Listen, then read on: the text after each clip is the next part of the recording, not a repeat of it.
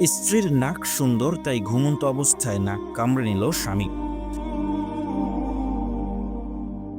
সৌন্দর্য প্রশংসিত হওয়ার কথা, ভালোবাসার কথা, কিন্তু কখনো কখনো সৌন্দর্যই হয়ে ওঠে হিংসার কারণ। এমন এক হৃদয় বিদারক ঘটনা ঘটেছে ভারতের পশ্চিমবঙ্গ রাজ্যের নদিয়া জেলার শান্তিপুর থানার অন্তর্গত বেরপাড়া এলাকায়। সেখানে স্ত্রী মধু খাতুনের সৌন্দর্যে ঈর্ষান্বিত হয়ে স্বামী বাপন শেখ মাঝরাতে তার স্ত্রীর নাক কামড়ে দেন। রক্তাক্ত অবস্থায় মধুকে ভর্তি করা হয় হাসপাতালে। এই নৃশংস ঘটনার পর গ্রেফতার করা হয়েছে অভিযুক্ত স্বামীকে। প্রায় 9 বছর আগে প্রেম করে বিয়ে করেছিলেন বাপন শেখ ও মধু খাতুন। শুরুতে সংসার ছিল শান্তিপূর্ণ। তাদের 8 বছরের এক কন্যা সন্তানও রয়েছে। কিন্তু সময়ের সঙ্গে সঙ্গে বাপনের আচরণে পরিবর্তন আসে। স্ত্রীর সৌন্দর্য নিয়ে তিনি সন্দেহ ও নিরাপত্তাহীনতায় ভুগতে শুরু করেন। বিশেষ করে স্ত্রীর নাকের সৌন্দর্য নিয়ে তিনি প্রায় মন্তব্য করতেন, তোর নাকটা এত সুন্দর কেন, কেউ প্রেমে পড়ে যাবে। প্রথমে এসব কথাকে মধু হালকাভাবে নিলেও ধীরে ধীরে তা ভয়ঙ্কর রূপ নেয়। বাপন প্রায় বলতেন, তোর নাকটা একদিন কামড়ায় খেয়ে নেব। শুধু কথাতেই সীমাবদ্ধ থাকেননি, একবার স্ত্রীকে অ্যাসিড ছুঁড়ে মারার হুমকিও দেন তিনি। বৃহস্পতিবার 1 মে গভীর রাতে ঘটল সেই ভয়ঙ্কর ঘটনা। স্ত্রী মধু যখন ঘুমিয়েছিলেন তখন মদ্যপ অবস্থায় স্বামী বাপন আচমকা তার উপরে ঝাঁপিয়ে পড়েন এবং নাকে কামড় বসান। ব্যথায় চিৎকার করে ওঠেন মধু। ঘুম ভেঙে বুঝতে পারেন তার নাক রক্তে ভেসে যাচ্ছে। বাধা দিতে গেলে স্বামী তার আঙুলেও কামড় দেন বলে অভিযোগ রয়েছে। কোনো রকমে নিজেকে মুক্ত করে বাইরে পালিয়ে যান তিনি। পরে স্থানীয়দের সহযোগিতায় তাকে হাসপাতালে ভর্তি করা হয়। চিকিৎসকরা জানান তার নাকে গভীর ক্ষত হয়েছে, যা অস্ত্রোপচার করে সেলাই করতে হয়েছে। চিকিৎসার পর ব্যান্ডেজ করা হয়।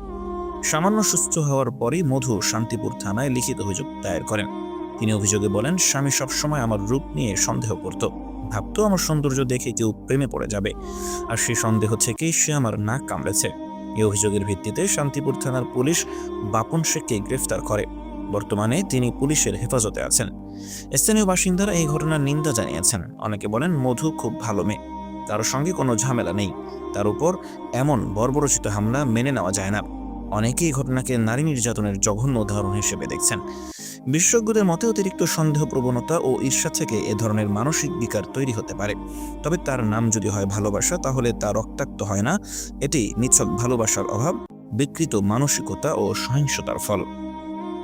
নাক কামড়ে নিজের মুখে নিয়ে নেয় এই নাকের এই ডগাটা। তারপরে আমি যখন আরও ছাড়ানোর চেষ্টা করি, আমাকে পুরো মেরে ফেলে দেওয়ার চেষ্টা করে। ছাড়ানোর চেষ্টা করলেও আমার আঙুলটা কামড়ে দেয়। আঙুলটা কামড়ে ডগাটা কামড়ে নিয়ে নেয় মুখের মধ্যে। মেয়েটা মানে আধমরা করেই দিয়েছে। এমনিও বলেছিল যে তোকে আমার মানে তোর মুখটা তোর নাকটা আমার খুব সমস্যা হয়। মানে আমার মেয়েটা একটু সুন্দরী, আমার জামাই অতটা নয়। মানে যে চিৎকার আসছে, মা তুমি আমাকে বাঁচাও, মা তুমি আমাকে বাঁচাও। আমি যে মেয়ের গলা দিয়ে আমি দরজা দেওয়া আছে, দরজা বলছে আমার খোলার পরিস্থিতি নেই মা, আমাকে বাপন চেপে ধরেছে, গলা টিপে ধরেছে মা। মানে ও কথা বলছে, মানে এত ওর কষ্ট হয়েছে।